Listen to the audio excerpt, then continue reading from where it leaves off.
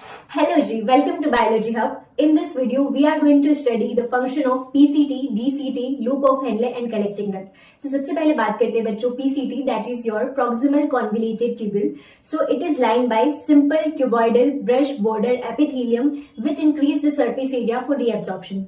Second, आपका ज्यादातर जो essential nutrients होते हैं and 70 to 80% of water and electrolytes are reabsorbed in your PCT. साथ ही साथ पीसीटी जो होता है वो आपके बॉडी फ्लूइड्स का ionic balance and pH balance maintain करने में भी हेल्प करता है by selective secretion of hydrogen and ammonium ion into the filtrate and by the absorption of bicarbonate ion from the filtrate.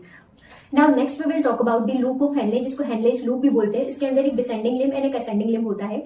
Ascending limb के अंदर बहुत कम reabsorption होता है, but ascending limb is responsible for maintaining the high osmolarity of the medullary interstitium. High osmolarity का मतलब क्या है कि आपका एक सोल्यूशन है जिसके अंदर सोल्यूट का अमाउंट ज्यादा है एज कम्पेयर टू सॉल्वेंट. वो कैसे मेंटेन होता है अभी हम देखेंगे.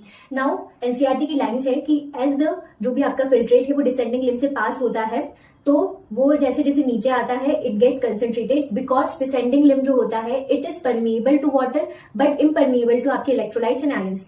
एंड जैसे जैसे आपका फिल्ट्रेट है वो असेंडिंग लिम्ब से पास होता है तो it get diluted because ascending limb जो होता है आपका वो इम्परमिएबल होता है to water and permeable to electrolyte and ions. तो इसको इस तरीके से समझते हैं बच्चों. जैसे मान लो आपके पास एक ग्लोमेरुलर फिल्ट्रेट जो कि पीसीटी से आ रहा है उसके अंदर 100 ml वाटर एंड 100 ग्राम आपका सोल्यूट है. तो जैसे जैसे डिसेंडिंग लिम्ब से वो पास होगा तो आपका वाटर रीअब्सॉर्ब हो जाएगा. तो मान लो 50 ml वाटर आपका रीअब्सॉर्ब हो चुका है तो डिसेंडिंग लिम्ब से पास होते हुए आपके पास 50 ml वाटर बचा है सोल्यूशन के अंदर, 100 ग्राम सोल्यूट है तो ये कंसेंट्रेट हो गया. ना जब ये आपका फिल्ट्रेट असेंडिंग लिम्ब से पास होगा तो वहां से वाटर का रीअब्सॉर्प्शन नहीं हो पाएगा, लेकिन आपका जो सोल्यूट है वो रीअब्सॉर्ब हो जाएगा. तो मान लो आपके पास जो है वो 70 ग्राम जो है आपका सोल्यूट रीअब्सॉर्ब हो चुका है. तो अब आपका जो फिल्ट्रेट है उसके अंदर 50 ml वाटर है एंड 30 ग्राम आपका सोल्यूट है तो it get diluted. Okay, now next हम बात करते हैं डीसीटी की, that is your distal convoluted tubal.